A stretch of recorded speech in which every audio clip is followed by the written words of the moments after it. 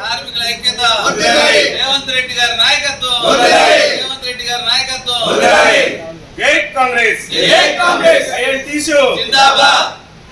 ఖమ్మం నగర కమిటీ ఆధ్వర్యంలో జిల్లా అధ్యక్షుడు కొత్త సీతారాములు గారి ఆదేశాల మేరకు ఈరోజు ఎన్నికల ముందు రద్దు చేసినటువంటి ఐఎన్టీసీ నగర కమిటీని పునఃప్రారంభించడానికి వివిధ రంగాల్లో ఉన్నటువంటి ఐఎన్టీసీ కార్మికులను గుర్తించి ఈరోజు వాళ్ళకి పదవులు ఇవ్వడం జరిగింది. నగర కమిటీలో ప్రధాన కార్యదర్శిగా ఏసీ అసోసియేషన్ నుంచి సంగయ్య గారిని నియమించడం జరిగింది పెద్దల ఆదేశాలతో.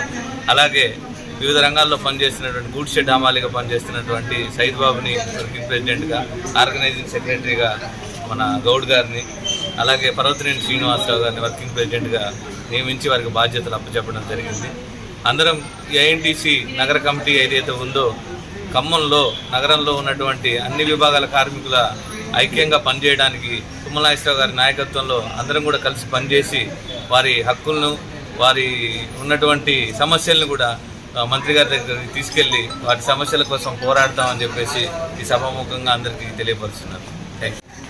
మరి గతంలో ఉన్నటువంటి ఐఎన్టీసీ నగరంలో ఉన్నటువంటి కమిటీని రద్దు చేసి మరి కొత్త సీతారాములు గారి ఆదేశాల మేరకు మరి పమ్మి వెంకటేశ్వరరావు గారు, నగర అధ్యక్షులు నరేష్ గారు, మరి మేమంతా కూడా కూర్చొని మరి ఈ సంగయ్య గారిని నగర ప్రధాన కార్యదర్శిగా, మరి తర్వాత ఇంకా మిత్రులు శ్రీను గారిని, నలుగురిని ఈరోజు మన నియమావళి పత్రాలు ఇవ్వడం జరిగింది.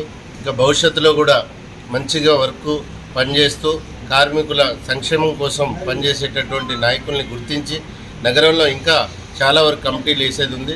తప్పకుండా ఆ కమిటీలన్నీ కూడా పూర్తి స్థాయిలో వేయాల్సిన అవసరం ఉంది. కాబట్టి సీతారాములు గారు వచ్చిన తర్వాత మళ్ళీ చర్చించి పూర్తి కమిటీలు వేసే బాధ్యత మరి నగర అధ్యక్షులు తీసుకొని దీన్ని ముందుకు తీసుకుపోవాల్సినదిగా కోరుతాము.